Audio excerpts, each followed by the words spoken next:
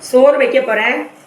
அதுக்கு 2 பிரிஞ்சி இலை, 5-6 கிராம்பு, 4 ஏலக்காய், 2 மிளகு, 2 ஜீரகம், பட்டை, ஒரு அன்னாச்சி பூ எல்லாம் அந்த வெந்நீர் கொதிக்கையில் போடுறேன். 2 கொத்தமல்லி இலையும் புதினா இலையும் போடுறேன். அரிசியை போடுறேன். ஒரு பாதி லெமனை புளிஞ்சு விடுதேன்.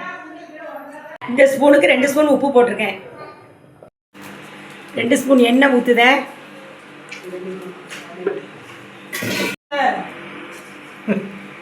நெய் 2 ஸ்பூன் ஊற்றுறேன். பட்டை, கிராம்பு, பிரிஞ்சி இலை, கொஞ்சம் ஜீரகம், கொஞ்சம் சோம்பு எல்லாத்தையும் போடுறேன்.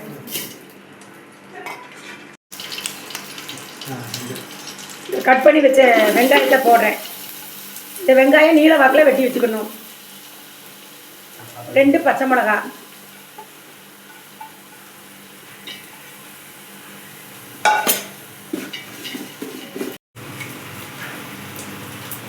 சீக்கிரமாக வதங்கிறதுக்கு கொஞ்சோண்டு உப்பு போடுறேன். 2 ஸ்பூன் இஞ்சி பேஸ்ட்டு போடுறேன். இஞ்சி பேஸ்ட்டு போட்டு வதக்கிட்டேன். இப்போ ஒரு 3 தக்காளியே கட் பண்ணி வச்சுருக்கேன், அதையும் போட்டு வதக்க போகிறேன்.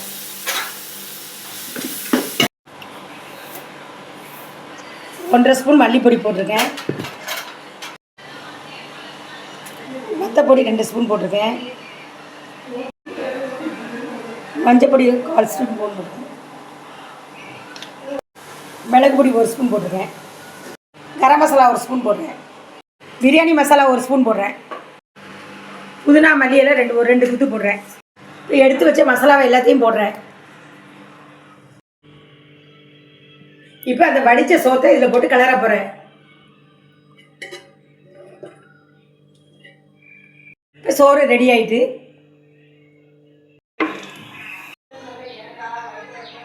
இந்த வெங்காயத்தை போடுறேன்.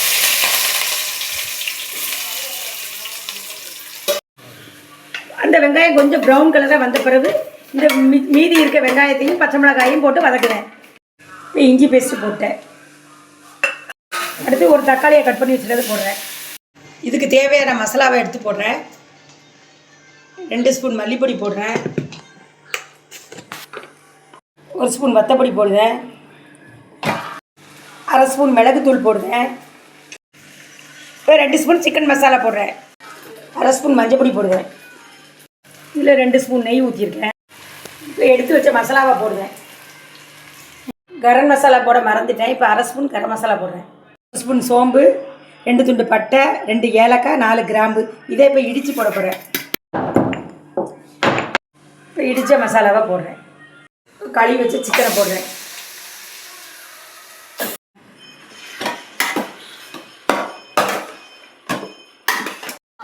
தண்ணி ஊற்றி வேக வச்சுருக்கேன்.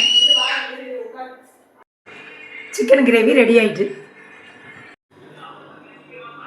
இன்றைக்கி Sunday special white rice, masala biryani, chicken gravy, onion, முட்டை, ஸ்வீட்டுக்கு சேமியா கேசரி.